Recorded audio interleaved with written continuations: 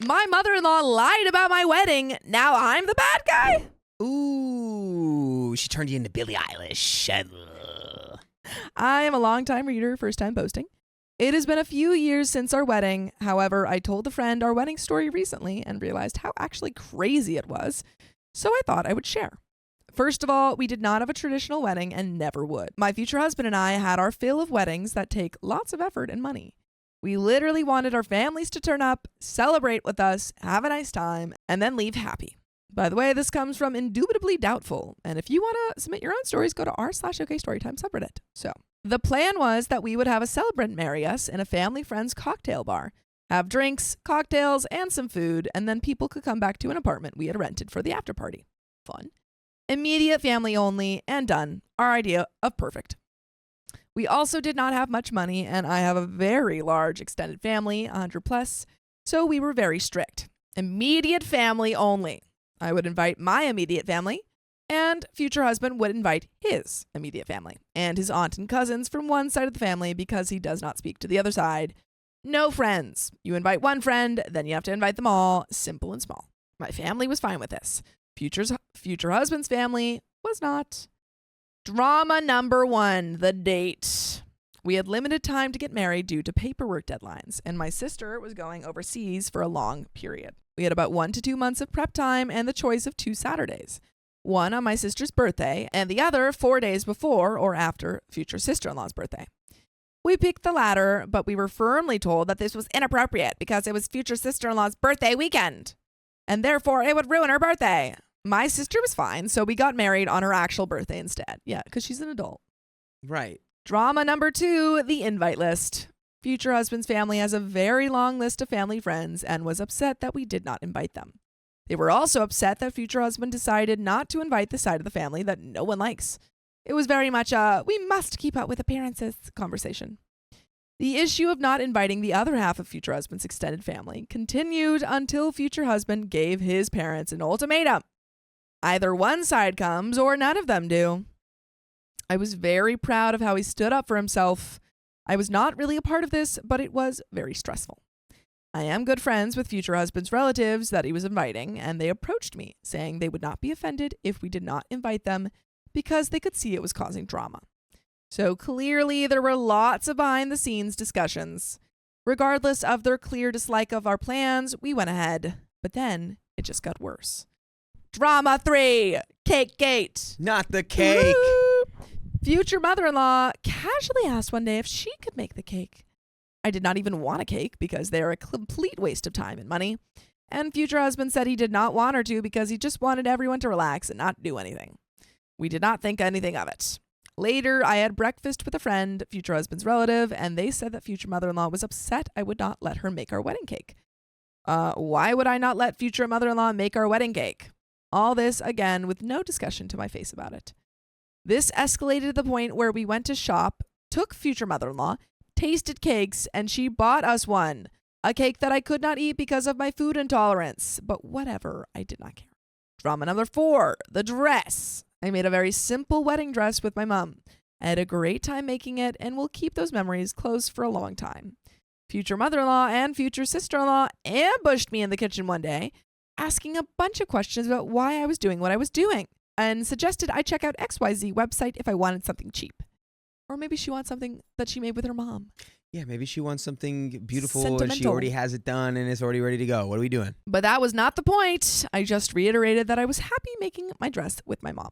They were not happy with this. On the actual wedding day, future husband and I got ready together and met everyone at the bar. The only stressful thing about the wedding was literally the in-laws. But the actual wedding day made it worse, and I have spent a lot of time trying to focus on the good things, but it was very hard. Drama number 5, so surprised. Future sister-in-law has this tone of voice she uses when trying to be sincere. It's like Regina in Mean Girls when she gives a compliment, but internally hates it. The tone of voice is always accompanied by nice, a smile, and a high-pitched tone. I have witnessed many Christmas presents accepted with this insincere tone, only for them to be returned the next day. So, future sister-in-law walks into the bar, gives me a very socially appropriate kiss on each cheek, and then says in her trying but failing to be sincere tone, Oh, OP, I'm so surprised. You look so nice. I think it's safe to say that one thing every wedding guest is expected to do is say nice things to the bride, regardless of how casual the wedding is. That was not a great start to the day.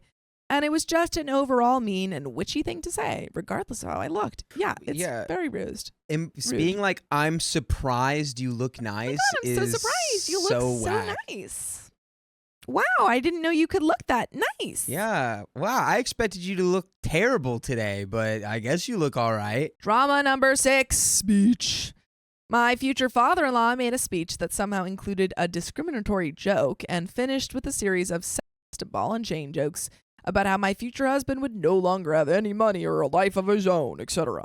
My mom told me later that she felt very uncomfortable and that the things he said were unnecessary. She was right, and it made me feel like his family thought I was some kind of gold digger, which, as I was the only person currently employed in our relationship at the time, could not have been further from the truth. Drama number 7, the little white big lie. This was the icing on top of what was generally a pretty crap wedding experience for me. Despite our good intentions to have something fun and relaxing, there will always be someone there to bring it down, I guess. After the wedding, both my husband and I were confronted with the fact that my mother-in-law had lied to all of her friends and family about our wedding. My husband found this out when he was interrupted at dinner with a relative after starting to talk about our wedding. Mother-in-law proceeded to tell an elaborate story about how it was all a surprise, how we just invited them for lunch, how brother-in-law was in on it because they flew interstate for the surprise lunch, and how they all turned up shocked, but it was lovely. She said we practically eloped and that they were sorry they could not come. My husband had to sit and listen to this unravel. He went along with it because the alternative was telling his relative that his mother was a liar. Tell them. Yeah, let him know. Let him know. Be like, oh, Mom, what are you doing? That's not how it went. You know that. Lots of discussions followed about how we felt his family was ashamed of our choices. They denied it, but we then found out they continued to perpetuate the lie. I experienced a similar situation with some different family friends who asked me why we had a surprise wedding. I was caught off guard and went with the lie, but I was annoyed and approached mother-in-law the next day. Stop going with the lie. But you know what's not a lie? You can listen to full episodes of stories just like this. Just go to Spotify, Apple Podcasts, or iHeartRadio and search OK Storytime. And that is the truest thing I've heard all day. But do you have any final thoughts? Man, like, don't be afraid to put people on blast when they're blasting you, dude. Especially, she's not even there. Like, just be like, no, that's not true.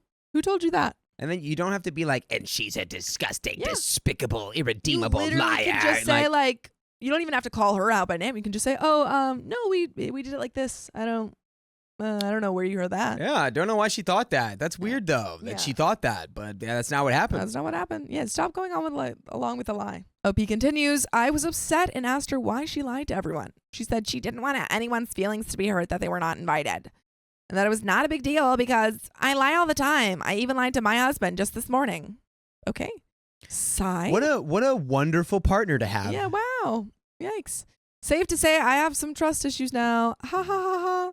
But my husband and I are happily married and stronger than ever. And on that note, I think I should leave it there. I should go focus on the good things, right?